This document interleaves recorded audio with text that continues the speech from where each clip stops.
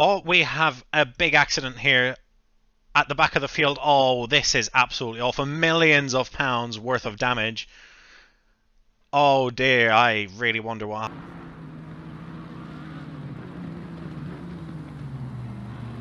It's a little closer this time. Somebody goes through. We'll see if Ryan can get into the slipstream.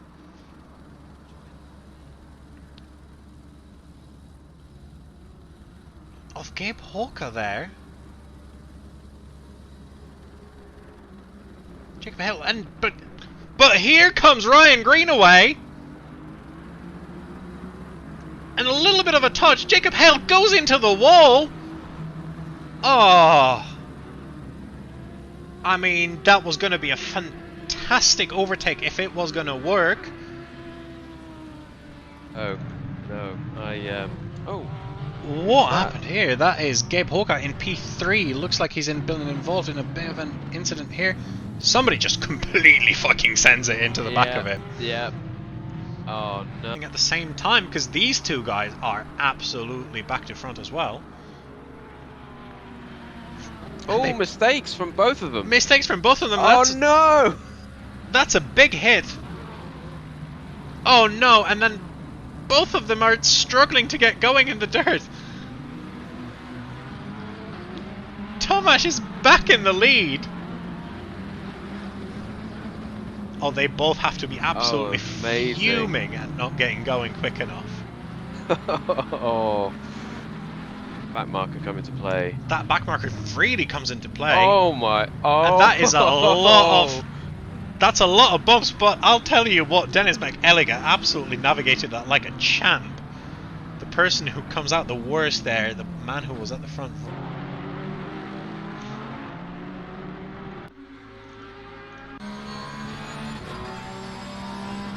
Now we'll see the difference in speed between the Porsche and the Ferrari. Is he going to try to make a move? He does. He's going for it. He's going for it. And he makes it stick. Oh, get the camera on them.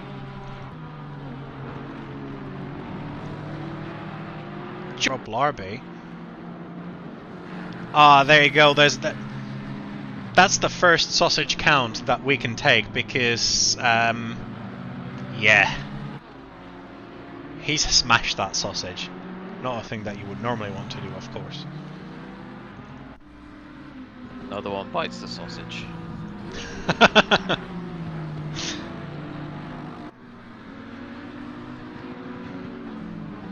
Yeah, that sausage was really strange. You want to like... You want to be near the sausage, but you want to keep clear of the sausage. Absolutely. Yeah. I am not, in general, a fan of sausage curbs, but yeah, that one you wanna, you know, based on the amount of tire marks on that sausage curb now, there's been plenty of drivers that are really trying to find the limit of where they can hit that. Yeah, there's absolutely been plenty of people trying to nibble that sausage and maybe chewing off a little too much of the sausage at the same time, occasionally. I'm not really sure why I'm trying for these sausage puns, to be fair, but It's just reached that point in the race, isn't it, where we need to talk about sausage curbs for a bit. yeah.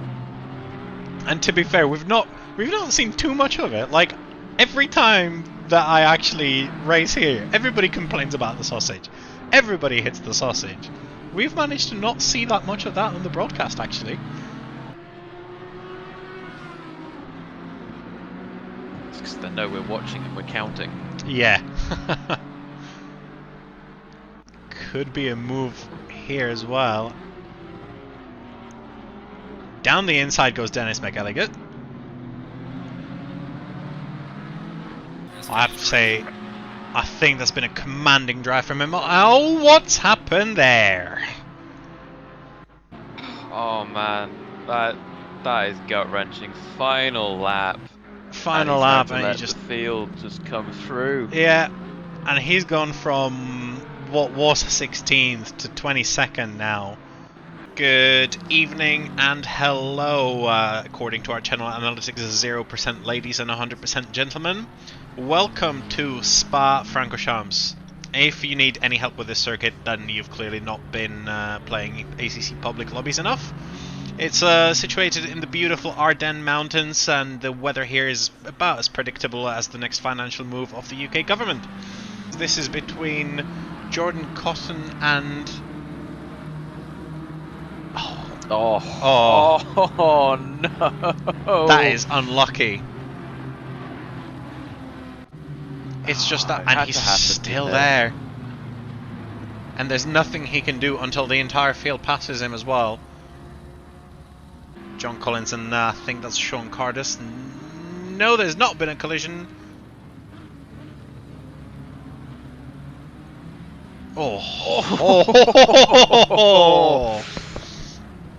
Go right, go left, go right, go left. He managed to avoid it in the end. Yeah, lucky he didn't spit out himself. That was, you know. There was a yellow flag here. There's nothing. We can't see what's happened. But it's Michael Stevens. He's mowing some grass from the looks of things. Oh! What the hell did the Porsche just do to him? Not again! Michael Stevens, what on earth? Michael Stevens, you've got to turn that traction control up, mate. This is too much. I have to agree with you. Looks like Dub's had some time in the last couple of laps. He has a couple of tenths lost here and there. And now he's really under pressure from Gabe. Yeah. It looks like that cost cap breach that we were speaking about last time isn't paying off for him. Well, I'm sure the FIA have had a word. He can't spend that much on Krispy Kremes.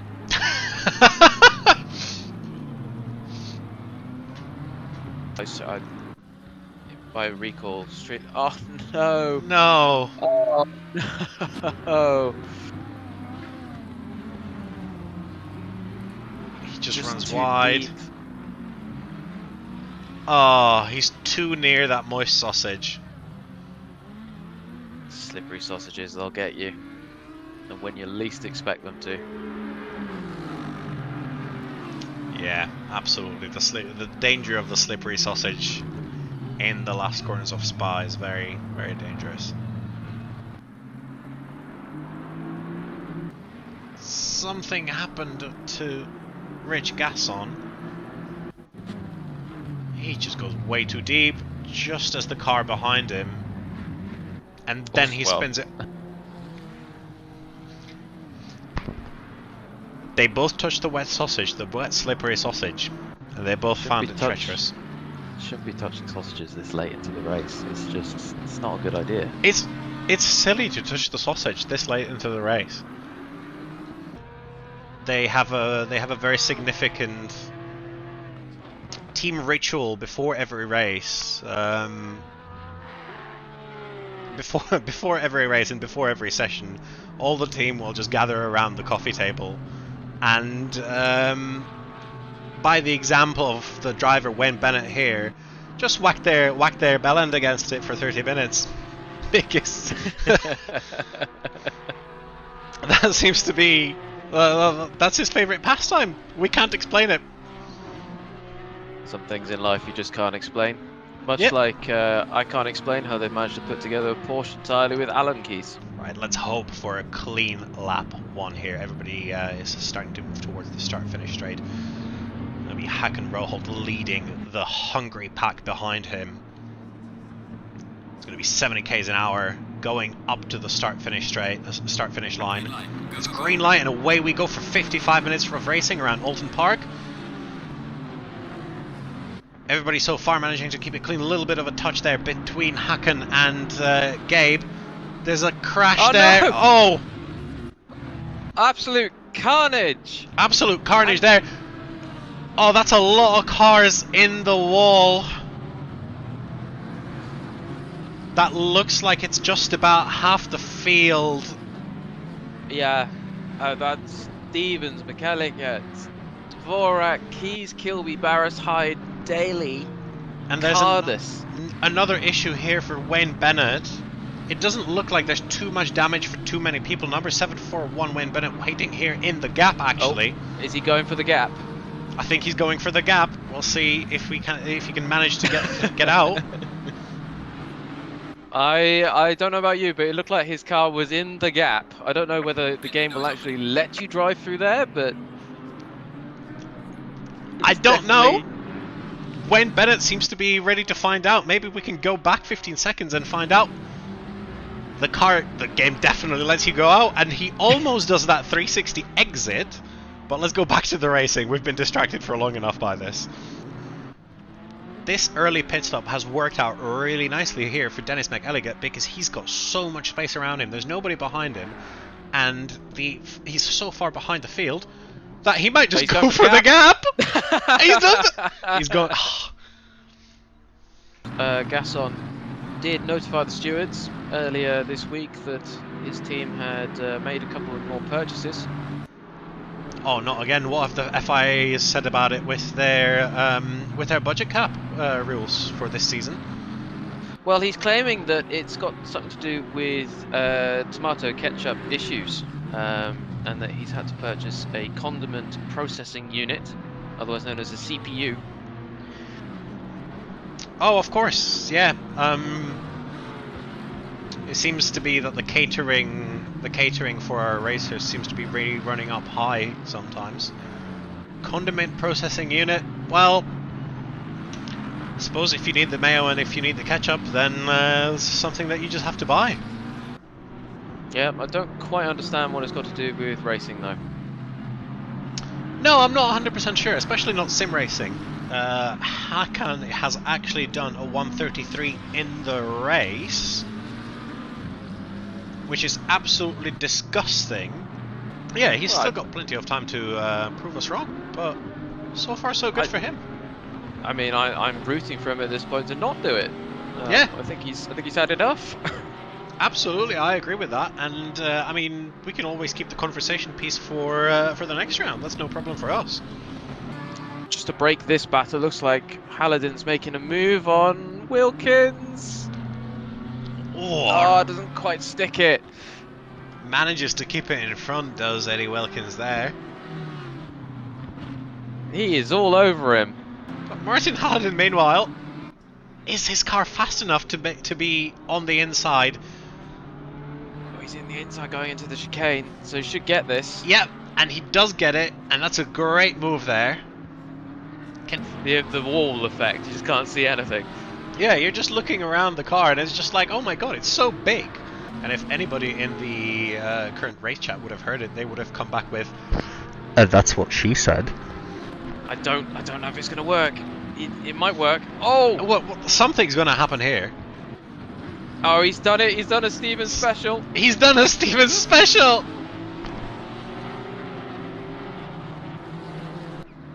He's only going to done it. We have to go and see this again.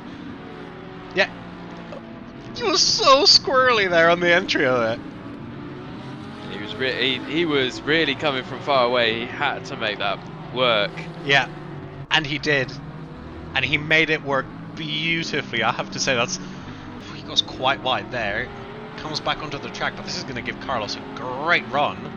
Keeps it on the inside.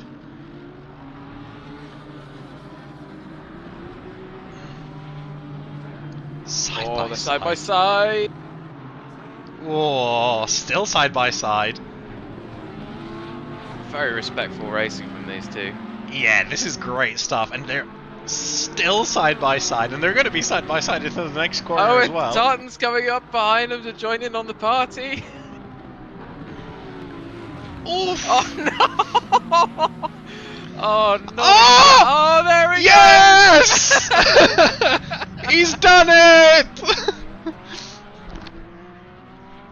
Oh, somebody's making sure that they have a souvenir to take home after the race. Is that attached to his car? It absolutely is attached to his car. 0.2. Jason doesn't quite manage to make it through, but that... Yeah. Is that Stephen Cross? Oh, it's detached now, but... his crew definitely has a souvenir to take home from there.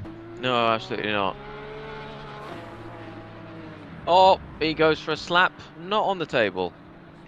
Not on the table this time. It was a little smack of the bell end on the curb. Now you can see go 15 seconds back, see what happens.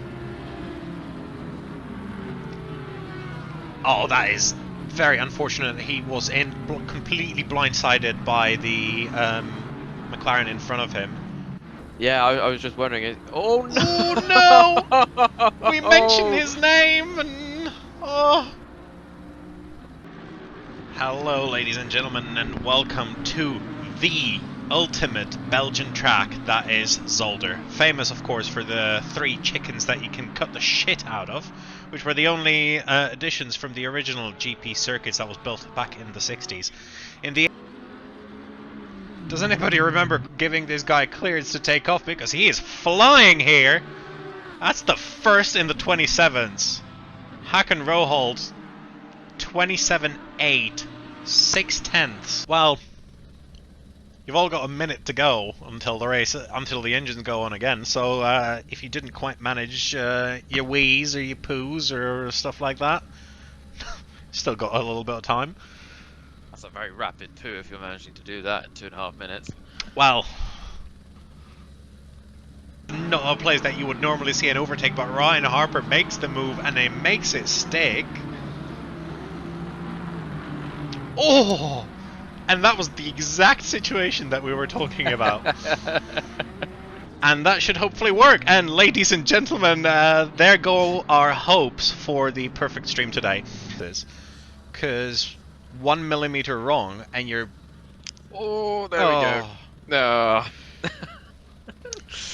It's only a curse if you think about it. Not sure if he's running traction control today, or if he's going full Porsche Cup.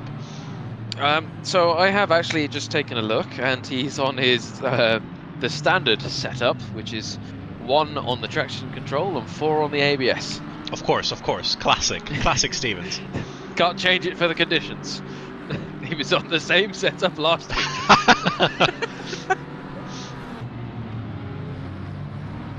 Bruce Hopkins there, jumping over those curbs. And it just lets Dennis McElligott through, who is on the outside of Ryan Greenaway, and he makes the move around the outside, but he doesn't quite make it stick, but he's still side by side here. Into the final corner. He's going to have the advantage there, isn't he?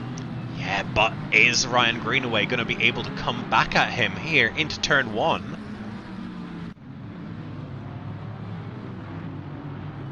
Dennis choosing that defensive line. Yeah, it's good car positioning. Good car positioning here. It's going to be tough for Ryan to really... He had to lift off there to avoid a collision. To get, yeah, absolutely. Place back. And then he gets completely mugged by 3 more cars. Oh. Side by side with W.Bennett, and that's... mugged. Oh, that's a big crash there. That's going to be some coffee tables whacked later today. We wanted racing, and we're getting racing. We're getting so much racing. There's a fight there for P10 as well, but... there's too much happening once again. Goff and Loverick. More. No doubt. Oh! Is he going to get the move done this time? Oh, he's doing his best, but so close. Such a tease. There's a chance into the final corner. Oh, it might stick this time. It might do. It's going to be a drag race to the first corner. And my money is on the Aston Martin. He's barely a bumper length ahead. Yeah. Coming into this first corner. Oh, he's going to squeeze Santiago off the track. He does. And that That gives Meanwhile, Ryan Harper's- Harper. Oh, great clean racing there. Oh, that is Yeah, no- impressive stuff. And Harper's like, your loss is my gain, as he comes up right behind Santiago, who's a bit compromised now coming out of that first turn through the S's. Yep. But then he fronts a little wide. And Gabe Hawker is thinking, yes, battle behind me, please, as he opens up that second gap. And here we see Tomasz Lobretz's Porsche getting mugged again. By not just one, but two Aston Martins. Oh, no. Oh, he's managed to pull ahead of Pichon. Pichon's decided I'm not playing that right now. No.